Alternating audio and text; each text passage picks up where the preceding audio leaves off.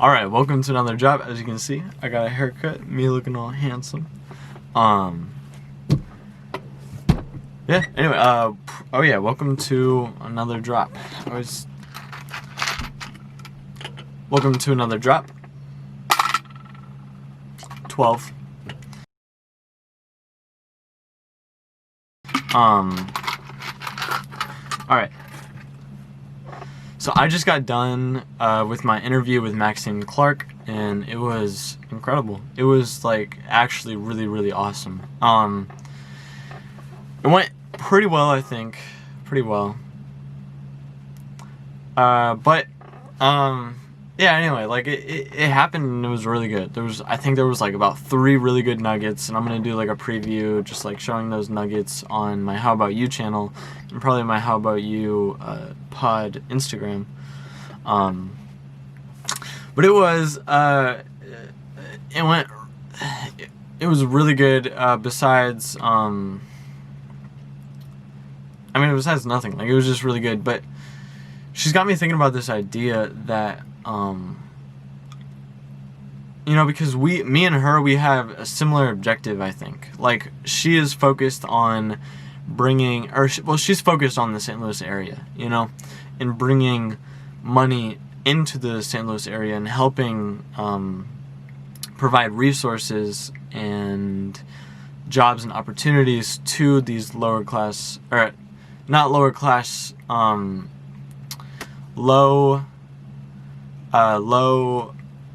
she had a really good term, but she said, like, not lower class, because lower class is like, you know, people aren't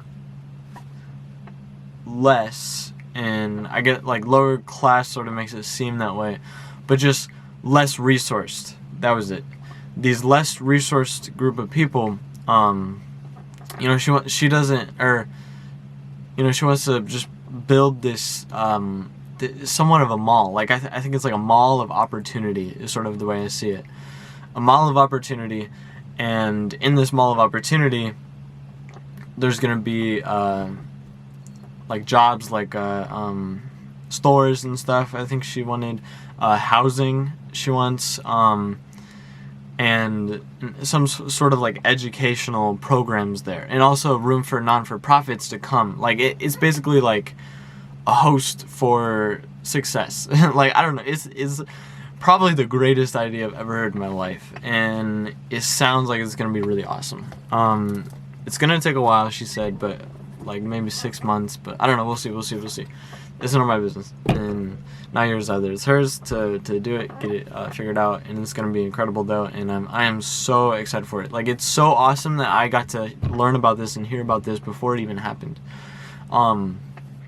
You know, it gets me so excited, you know what I mean? Because I love entrepreneurship, I love leadership, and I love goal-oriented sort of individuals that have a purpose and a drive, that bring meaning to life, you know what I mean? Because I think one of, like, my biggest struggles is like I have a little bit of an existential issue, like, what, you know, like, why are we here, you know what I mean? So I just, you know, it gets me excited to see people sort of bring purpose into what is here.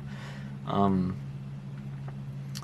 know, change lives and be able to see that take action, form in real time, stuff like that, you know. But anyway, enough of that. She has me thinking of this idea that I really wanted to bring up that I thought was really interesting, and sort of a problem that I also now see that I sort of want to start thinking about and come up with a solution, because at some point it's going to get in my way. And that is in our conversation, which you can listen to on How About You podcast through anchor.fm. You can go to my Instagram called howaboutyoupod and click the link in the bio where you can lead to my Anchor, where you can listen on Spotify, Spreaker or whatever, and, you know, all other things. Just go check it out. It's really good. Probably my best episode to date. Super excited about it. I love it. So happy with it. Yada yada yada. But anyway, as I was saying though, she had me thinking about this idea about less resourced. Okay, so bringing the resources in. To me, I brought up the idea, okay, even if you give people the resources, I still feel like you need the culture to push, you know what I mean? Because people need to figure out how to, one, people need the drive and the vision and understand how to sort of collect these things and piece them together. And I definitely do believe that as far as being a leader, but she also brought up the point, like, someone like me, you know, I didn't, like, no one taught me the culture of, well, I don't know, I definitely do think that people did, and I think culture is still an important piece, but at the same time, she brought up the point of bandwidth, which is, internet, like Wi-Fi, and having good Wi-Fi, and I guess certain regions, now I'm not super educated on this, so don't, you know, don't put me on a stake for this, but, or quote me on this, but I guess like certain regions don't have as good as bandwidth because there's not as much money being invested in. And one of the things that she believes is that bandwidth should be similar to like water and food. Everyone should have access to it, equal access to it, I guess. I'm not going to quote her on that either.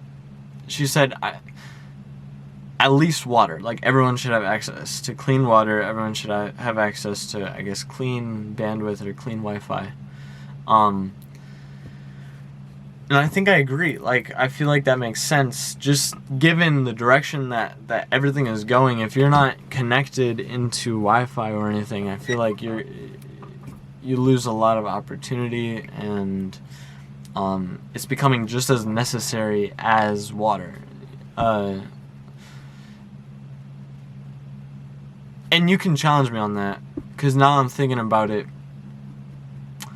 Now I'm not so sure, but it's still an interesting idea. And one of the challenges for me that I was thinking about is, okay, well, if it's like that, I still believe in, like, I love capitalism. I mean, obviously, like, the United States, like, a mixture, some socialist aspects, but the capitalist spirit that is in the United States, and the focus on opportunity, where everyone could have a larger house, but certain people have to, like, you have to learn and work for it and find the opportunities for it.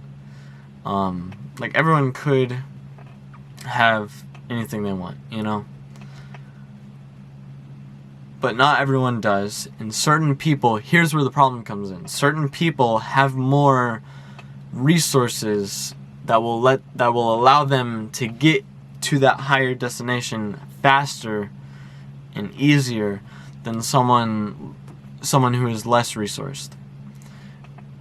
And that is the challenge, that not everyone has equal opportunity, but not everyone has an equal start. And you can see that, like, I feel like until recently, one excuse for that is, okay, well, you just have a better success story, a motivational story. Okay, you might have a motivational story, but still, if more people had more resources, more people would be able to achieve that destination. So I don't know. That's just one issue. But now I'm thinking about it, if I can teach the culture, if I can change the culture of the less resourced to understand life the same as a rich or successful person or a leader does, I'm just bringing up more people with more ideas, more Maxine Clarks that are going to bring more opportunity to those who are less resourced.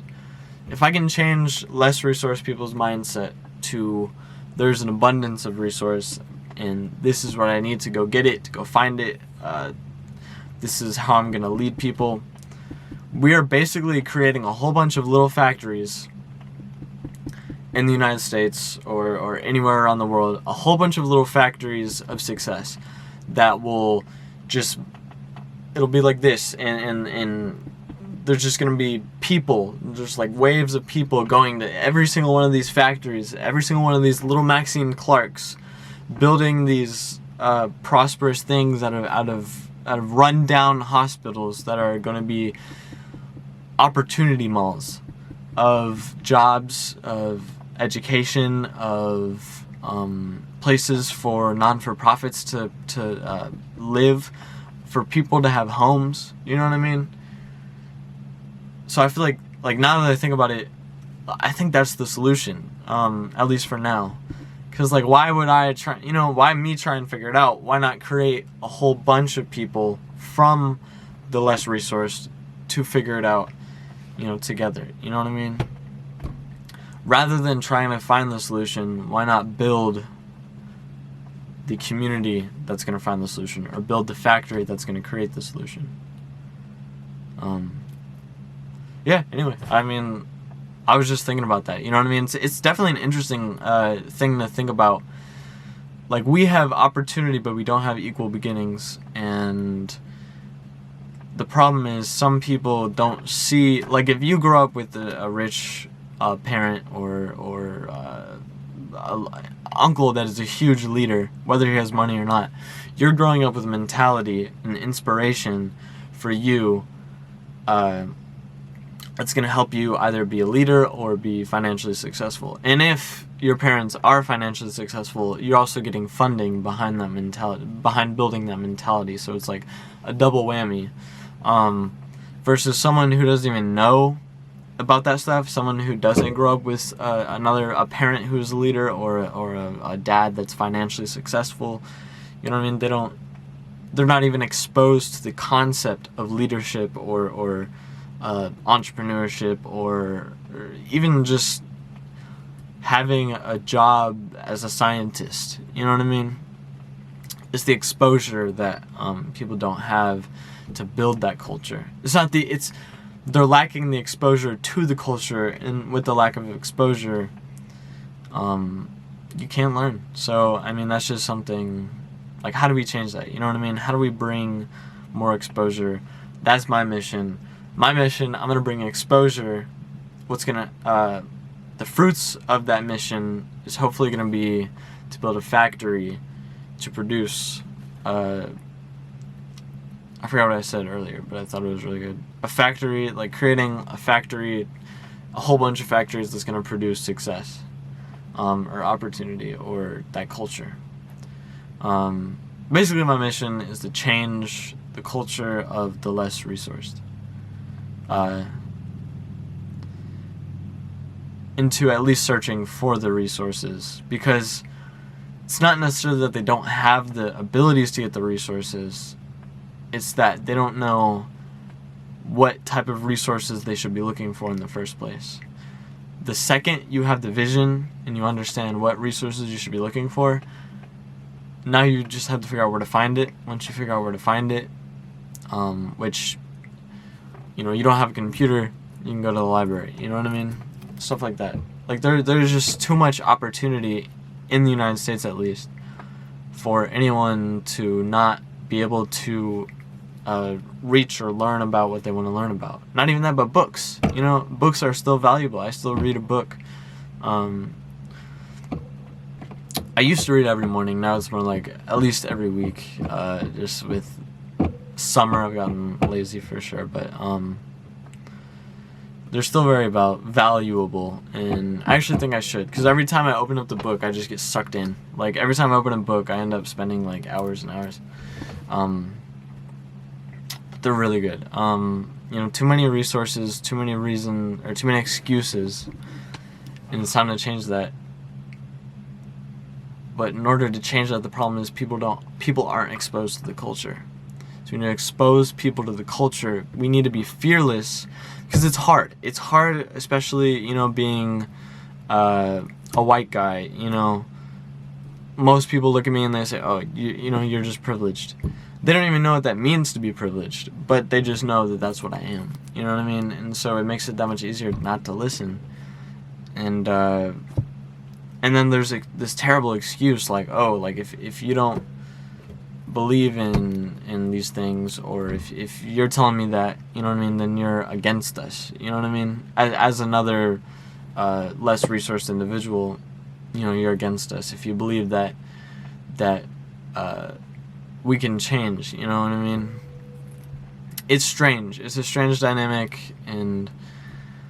but it's got to change, but it's got to start with the confidence of the movement, you know what I mean. It's got to start with us just being fearless about being judged and just saying what we know is true, because the minute, see, this is bigger than us. People can, you know, people who aren't going to listen aren't going to listen, but that 30% who do listen, they're the ones who are going to change the world, you know what I mean. They're the ones who are going to change as soon as those 40 plus % of the people leave or die or move on. It's going to be those 30% of people that history is going to remember, and that history is going to look up to, and that's what's going to change.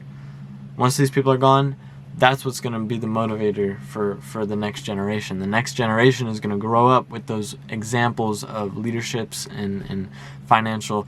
It's going to be the culture. They're going to be the ones growing up in the culture of opportunity, leadership, and success.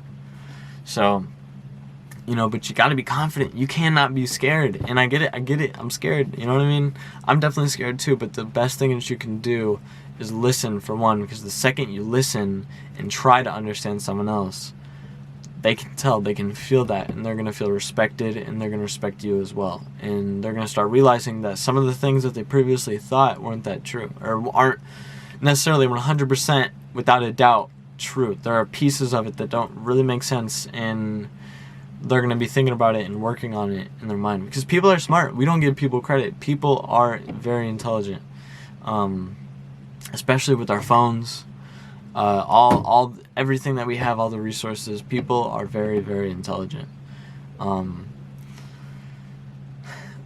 you know what I mean? Have faith in humanity. Be strong. Have courage. I have two little things that every time I forget them, I write it. One is chazak ve'matz, and I don't know if I'm saying that right. It's Hebrew, but it means be strong and have good courage. It's what Moses, I think, I'm going to sound dumb. Abraham is what Abraham said to Joshua before he died. Like, be strong and have good courage. And then my second one is let them, which means two is better than one. So basically, it's not about you, it's about it's about where you can put other people as a leader to where they can be very productive in that area, and that we together can build something great. So yeah, I mean, that's all I have today. This went a little bit longer. I rambled on a lot. I'm sure this was probably got a little bit boring, but anyway, I mean, yeah. So look forward to the Maxine Clark episode, if it's not out already, which it probably should be, is coming. I also have my at least one song coming soon. Pretty excited about it.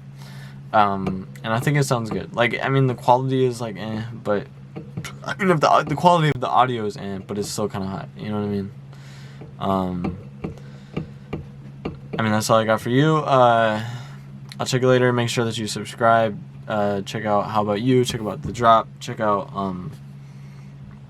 my podcast, How About You, and The Drop podcast. Just check out all my stuff. Just look up Joshua C. Bryan. If you see my face, check it out. You know what I mean? I'll probably leave some links down in the description too. Oh, also, I've been meaning to pitch this. Check out TheLeafDesigner. I can't bring it. Check out TheLeafDesigner. It's got some really cool designs. It's been my little side project. At some point I want to turn it into something real, but it's really cool. So make sure that you check that out. I'll also leave a link for that in the description. So anyway, but peace out. Make sure that you subscribe, comment, I'll check you later. Bye.